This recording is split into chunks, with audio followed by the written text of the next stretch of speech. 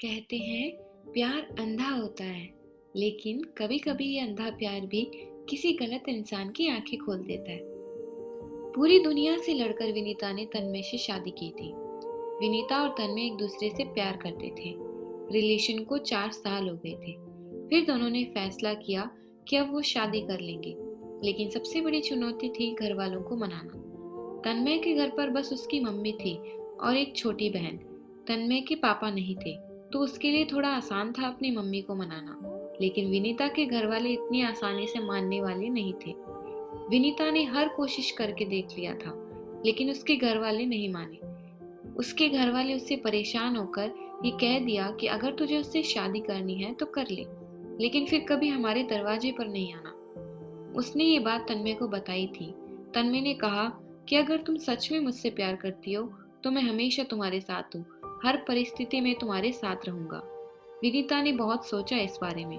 उसने सोचा कि अगर वो तन्मय से शादी नहीं करती है तो कल को उसके घर वाले कहीं ना कहीं उसकी शादी कर ही देंगे, लेकिन वो किसी और के साथ खुश नहीं रह पाएगी, क्योंकि वो तन्मय से बहुत ज्यादा प्यार करती थी और उसके बिना वो रहने की सोच भी नहीं सकती थी। और अगर वो तन्मय से शादी कर लेती है तो कल को उसके घर वाले भी देखेंगे कि वो तन्मय के साथ कितनी खुश है, तो शायद उसके घर वाले भी उनका रिश्ता मंजूर कर ले। तो विनीता ने फैसला किया कि वह तन्मय से शादी करेगी और अपना घर छोड़कर चली गई। अब उनकी शादी को 1 साल हो गए हैं। सब कुछ अच्छा चल रहा था। फिर हुआ कि तन्मय जिस इलेक्ट्रिक कंपनी में काम करता था वो किसी कारण बंद हो गई और तन्मय की नौकरी चली गई। इन सब के बाद उनके घर में बहुत मुश्किल वाले दिन चल रहे थे। तन्मय दूसरी नौकरी ढूंढ रहा था, लेकिन कहीं भी बात नहीं बन रही थी। विनीता ब्यूटी पार्लर चलाती थी और उससे जो पैसे आते थे उसी से उनका घर चलता था। तन्मय बहुत ही परेशान रहने लगा।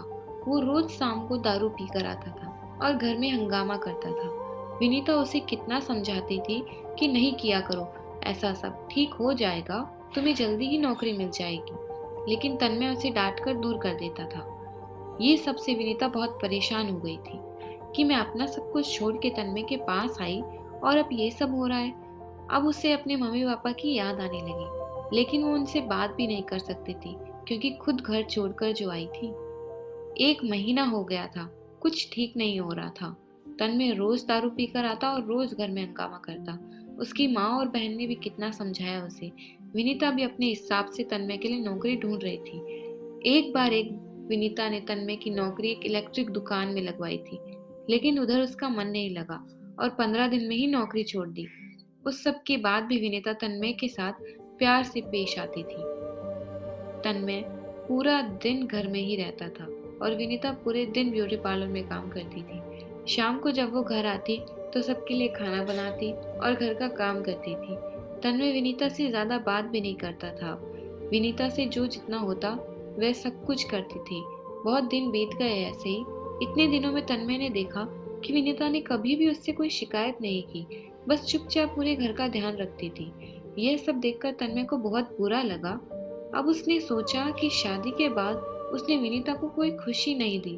उसके भी कुछ सपने होंगे, अरमान होंगे।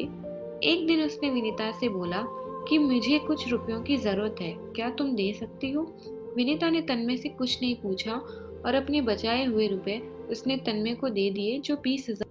तन्मय अगले दिन कहीं बाहर गया और किसी को बिना बताए वो लगातार कुछ दिनों तक रोज कहीं जाता था।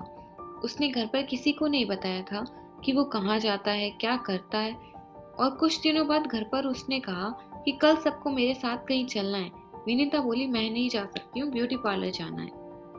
तन्मय ने बड़ी प्यार से कहा कि कल ब्यूटी पार्लर बंद रहेगा और तुम मेरे साथ चलोगी। विनीता बोली ठीक है। अगले दिन तन्मय अपनी मम्मी, बहन और पत्नी को लेकर एक दुकान पर आ गया।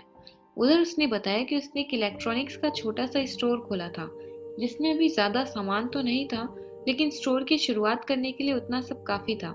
तो आज उस स्टोर का उद्घाटन है, इसलिए मैं आप लोगों को यहाँ लेकर आया हूँ। तब विनीता को समझ आया कि तन्मय इतने दिनों से जाता कहाँ था और क्या करता था। वे स्टोर के काम में लगा हुआ था। फिर विनीता ने पूछा आपके पास इतने पैसे कहाँ से आए?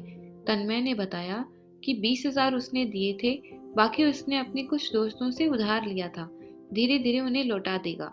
ये सब देखकर तन्मय की मम्मी, बहन और विनीता बहुत खुश हुए। विनीता को अच्छा लगा कि तन्मय अब बदल रहा है। अब वो परिवार की जिम्मेदारी को समझ रहा है। अब तन्मय और विनीता दोनों अपने अपने काम में अच्छा कर रहे थे और 1 साल के अंदर ही तन्मय के स्टोर की बहुत तरक्की हुई। फिर उन्होंने सब कर्ज लौटा दिया। विनीता के प्यार ने तन्मय को पूरी तरह बदल दिया था और अब उनका परिवार एक सुखी और खुश परिवार था। प्यार या प्रेम एक एहसास है जो दिमाग से नहीं दिल से होता है। प्यार अनेक भावनाओं जिनमें अलग अलग विचारों का समावेश होता है।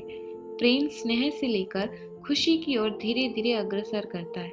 यह एक मजबूत आकर्षण और निजी जुड़ाव की भावना है जो सब भूलकर उसके साथ जाने को प्रेरित करती है। आपको ये कहानी कैसी लगी और आपको क्या लव स्टोरियाँ पढ़ना पसंद है? कमेंट्स में ज़रूर बताएं। तब तक के लिए थैंक यू।